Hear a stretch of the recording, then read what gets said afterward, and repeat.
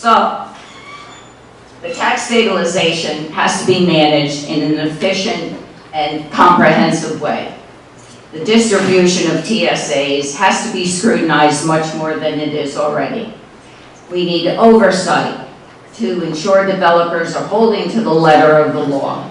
And I'm very concerned about the lack of enforcement of these arrangements. We hand them out so frequently that it diminishes the quality of the projects. And we should be incentivizing businesses to come to Providence, and each deal is different and special.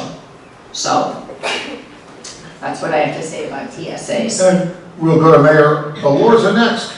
I believe you were asking about keeping tax rates low. Stabilizing tax rates, yes, for both homeowners and commercial rates.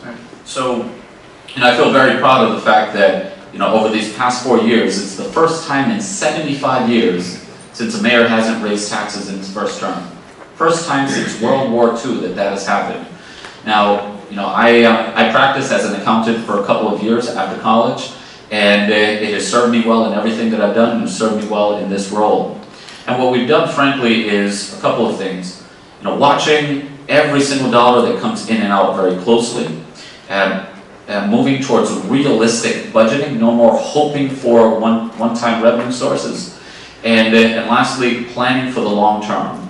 Every decision that we make, we think, where is this going to lead us in 5 and 10 years down the road, and does this help or detract from where we want to go? So over the past 4 years, what we've done is we've balanced every single budget that we passed. We paid down a $13 million cumulative deficit, as well as $7 million in lawsuits that predated my tenure.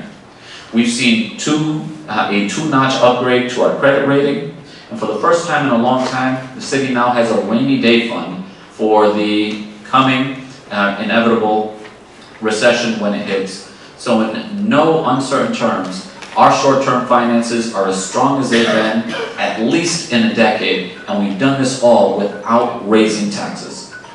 Kobe Dennis, your message on taxes. Sure. So we're known here in our city for small business, yet we have neglected to bring them to the table. There's thousands of small businesses, and I think anytime you're talking stabilization, you have to work with the numbers. And what do we have? The one thing that we haven't done in this city for the last couple of administrations is really use the resources that we have here. We keep looking elsewhere. We have the tax base, we have the people here, we have the talent. We need to get our local businesses together, let them all know if we all want to survive, we all have to be part of the solution. Okay, so everyone's going to take a hit. Okay, that's how we have to talk to the people. If you're here in Rhode Island, if you're here in Providence for the long haul, then you need to come to the table and agree to some collective governance. So my goal would be to get everyone together so we can solve this problem together. And we want to get the views, of course, of Bob DeRubio. Taxes. Sure. We have heard that there hasn't been a tax increase in this first administration of the mayor, and that is true. What has happened, though, is that we've had 2 reevaluation periods. We have one coming up in 2019, and we had one during the past 4 years. So, although there has been no tax increase, I would ask anyone in this audience if they have seen their taxes go up within the city of Providence. And I would feel very confident that at least over 70% of this audience would say that they have seen their taxes go up, not through a tax increase, but through a reevaluation of property. What we have to do is look at the incentives that we are giving for absentee landlords that are coming into this city, buying up properties and charging phenomenal rates, and their tax structure and what they're paying the city. We have developers that have bought over 22 properties on Benefit Street alone and are changing them into housing or dormitory space, selling it by the bedroom. We have had the same developer buy over 35 properties on the east side of Providence and doing it the same way.